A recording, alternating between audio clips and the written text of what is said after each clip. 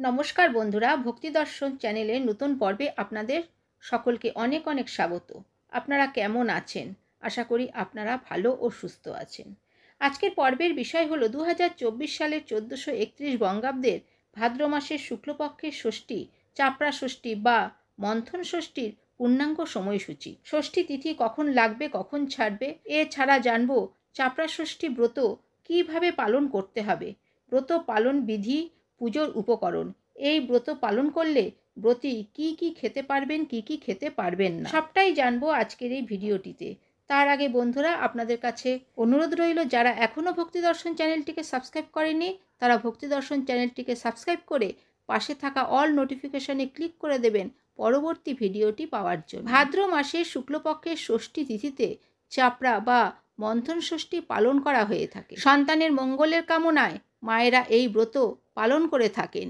এই ব্রত পালনে সংসারের মঙ্গল ও সন্তানের মঙ্গল হয়ে থাকে। এই ব্রত পালনে যে উপকরণগুলি লাগে সেই উপকরণগুলি হলো কলা, কলা গাছ, পিটুলি, ফুল, ফল, মিষ্টি।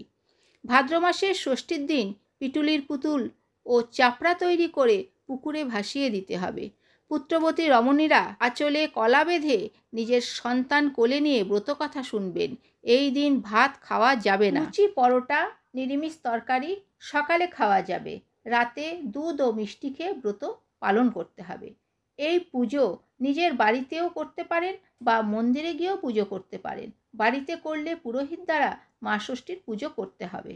2024 সালের ভাদ্র মাসের ষষ্ঠী, চাপড়া ষষ্ঠী পালিত হবে 9ই সেপ্টেম্বর 2024, বাংলার 23শে ভাদ্র 1431 সোমবার।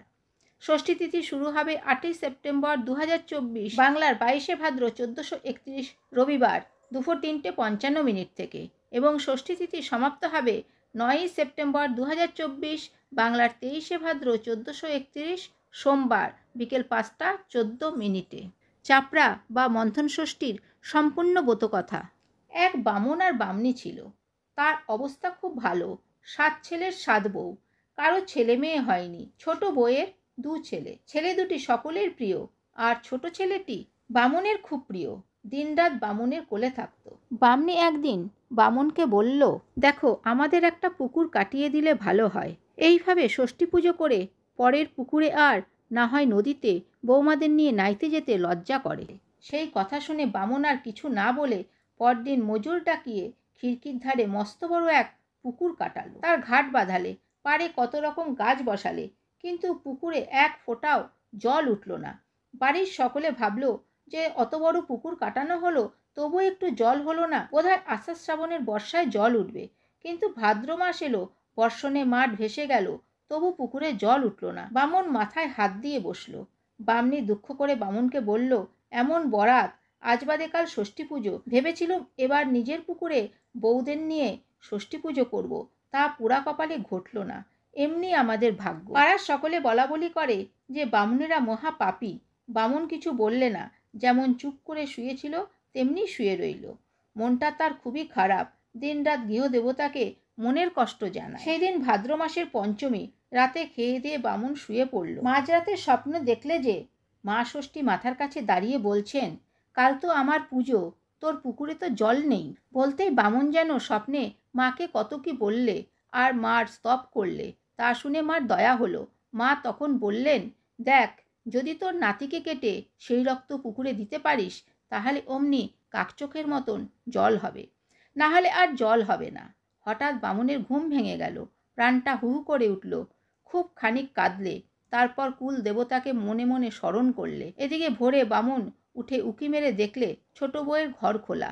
বামুনকে দেখে ছোট নাতি ঝাঁপিয়ে কোলে এলো। সে বুকে নিয়ে খানিক আদর করলে, চুমু খেলে, খানিক কাঁদলে। তারপর মনকে প্রবোধ দিয়ে ঠিক করলে মা ষষ্ঠী যখন আদেশ দিয়েছেন তখন কাটতেই হবে। মার দয়া থাকলে কত ছেলে হবে। মন শক্ত করে কাউকে কিছু না বলে ছেলে নিয়ে খিড়কির ধারে পুকুর ঘাটে গেল, আর নাতিকে কেটে তার সেই রক্ত পুকুরে দিয়েছে। অমনি কুলকুল করে এক পুকুর জল হলো। তাই দেখে বামুন বাড়ির ভেতরে গিয়ে বামনীকে খবর দিলে, আর বামনী তখন পুরোহিত ডাকিয়ে পুকুর প্রতিষ্ঠা করলে, আর বউদের নিয়ে ষষ্ঠী পূজা করতে বসলো। ব্রতকথা শেষে ছোট বউ আঁচলে কলা বেঁধে আঁচল জলে ডুবিয়ে চাপড়া ভাসালো। যেমন ছোট ছেলের নাম ধরে চাপড়া ভাসিয়ে জল থেকে ডাঙায় উঠবে, অমনি ছোট বউয়ের আঁচল ধরে ছোট ছেলে অনন্ত জল থেকে উঠে এলো। বউ অমনি তাড়াতাড়ি ছেলে কোলে নিয়ে গা মুছিয়ে চুমু খেয়ে বললে, ষাট ষাট ষাট, ষষ্ঠীর দাস, তুই জলে এলি কি করে বাছা? এই বলে জল থেকে ঘাটে উঠল। শাশুড়ি আর জায়েরা এই কাণ্ড দেখে অবাক। বামন পিছে পিছে গিয়েছিল, গাছের আড়ালে এতক্ষণ লুকিয়েছিল। বামন ছুটে গিয়ে নাতিকে কোলে করে কাঁদলে। খানিক পরে স্বপ্নের কথা, ছেলে কাটার কথা এক এক করে সব বললে। সে কথা শুনে ছোট বউ জ্ঞান হারিয়ে ফেললে। সকলে তার মুখে চোখে জল দিতে আবার তার জ্ঞান ফিরল। সে তখন উঠে মা ষষ্ঠীকে ভক্তি ভরে প্রণাম করে ছেলে নিয়ে ঘরে এলো। ছোট বউয়ের ছেলে কেটে তার রক্ত দিতে বামনের পুকুরে এক পুকুর জল হয়েছে, এই কথা চারিদিকে প্রচার হয়ে গেল। আর সেই থেকে মা ষষ্ঠীর পুজো দেশের রাষ্ট্র হয়ে গেল। অথ চাপড়া বা মন্থন ষষ্ঠীর ব্রতকথা সমাপ্ত। তো বন্ধুরা, আজকের ভিডিওটি এই পর্যন্তই। যদি ভিডিওটি ভালো লেগে থাকে তাহলে ভক্তি দর্শন চ্যানেলটিকে সাবস্ক্রাইব করে সঙ্গে থাকুন। ভালো থাকবেন, সুস্থ থাকবেন। ধন্যবাদ।